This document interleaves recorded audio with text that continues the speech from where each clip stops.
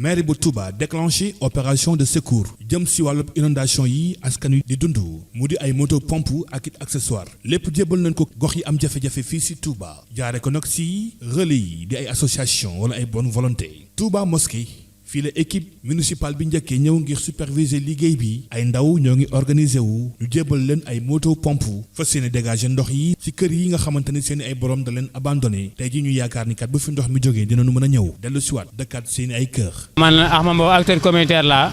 boo xam ne ni maa yor lépp luy canal bi nga xam ne moo nekk Massokas. jëlee naa fa jëlee naa ko fa dem muy ñaari gasoil yi ak ñaar yi nga xam ne njëkkoon nañu koo jox ñoom laa yore fii fi mu toll nii. man moom damay wax ne li ma ci gën a bégloo rek mooy machine gasoil yi ñu jox ndax machine essence moom ku ne xam ne daa metti saa yi bu tawee ci kawam rek bu noyyee daanaka da nga toog ba ngoon jot nga war a taalaat bu dee yii la nag bu tawoon ci kawam it saa yi boo taalee mu tàkk. ñoom ñoo ñu jox carburant bi wax dëgg yàlla ndax machine yi moom yëpp daa ànd ak carburant jënd loowuñ kenn carburant ñun fuñ ko taal fu ne ñun ñu indaale carburant bi. ndox mi moom wax dëgg yàlla rafet nañ ci njort ni lii fii buñ fi yendoo waxuma la ay benn kër ñaari kër mais danañ dimbali lu ëpp fukki kër wala fukki kër ak juróom yoo xam ne dañ leen génne ci ndox mi te fii ñu ko taal nii rek moo koy yóbbu. si dëkkaale yi tamit benn yëkkati ay kaddu di rafetlu taxawaayu mairie bu Touba. ndox mi nangul sama kër mais li jëlee ci kër gee ngay gis. benn kër ñaar ñett ñeent juróom-benn juróom-ñaar juróom-ñett ci bii yëpp ndox mi benn ndox bi moo leen di jox ndox fii yëpp ngay gis ñaari kër yi nga xam dañ fay dëkkut moo jox kër yëpp ndox.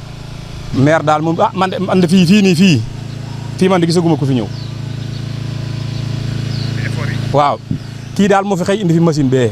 maire bi moo ko fi indi mu nga ne machine bee tey la ko fi indi waaw bi nawet bi commencé ba léegi ñu ngi fiy doog a ñëw. bàyyeekoo nañu foofu dem nañu Daaru Minan fii tamit liggéey bi ma ngay wéy machine yi ña ngay daw 24 heures sur 24 ñu ngi sentir ni kër yi ndox maa nga fa tàmbalee di wàññeeku maire bi moo leen bàyyil fii ay machine ngir jàppale leen ko.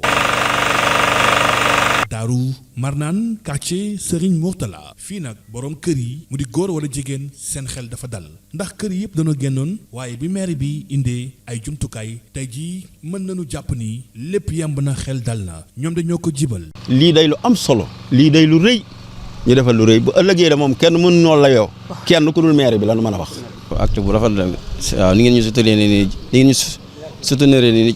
baax na lool wax dëgg yàlla xam naa di ci am contentement rek waaw. di leen ñaanal yàlla defal leen jàmm si liggéey bu rafet bi ngeen def waaw kontaan nañ ci lool wax dëgg yàlla di leen ñaanal jàmm. xam naa ngërëm daal am ngeen ko moom parce que bañ bi sancee ba fi mu ne mosuñoo gis kenn ku dul yéen ñaan la Abdoulaye Kayit yàlla daldi ko taxul leen yéen yi ànd ak moom waaw wax dëgg am nañu jafe-jafe lool de waaye nag ba mati ñëwee léegi sant nañ ci bu baax a baax. si beneen quartier même réalité si Daaru Marnaan fii sax la ñu tëjee tournée bi ndaw yi ña nga ca liggéey ba kër gi jigéen ñi sax demoon nañu ba génn waaye tey jii dellu si waat nañu ndaxte machine yi maire bi joxe moo tax ñu mën a évacuer ndox mi bu dee si mbedd mi ndaw yi tamit ñu ngi organiser wu ñii bëccëg bi ñii guddi gi nekkat duñu bàyyi tànk ndox mi demul. fii nag mu nekk barab boo xam ni ku ne dégg na seen kàddu ci ni leen ndox mi sonalee. waaye heureusement dañ fee am ay ndaw yoo xam ni ndaw yu am bonne volonté lañ ci taxaw seen gox ndaw yooyu loolu moo tax ba mairie bu Touba jàppale leen fekk leen fi ak ay machines yoo xam ni machines yu am doole la ci mën a évacuer ndox mi. tey nag damaa génnoon damaa demoon jànnatu ñëw bi ma ñëwee ba fekk damaa kontaan ba xamatuma lu may wax maa ngi sant di ñaan di sant waa maire bi di sant xale yi ma fekk nag. fi ñu bëgg a yegg yàlla nañ fa yegg ak yéen ñi nga xam ne yéen a leen di taxawu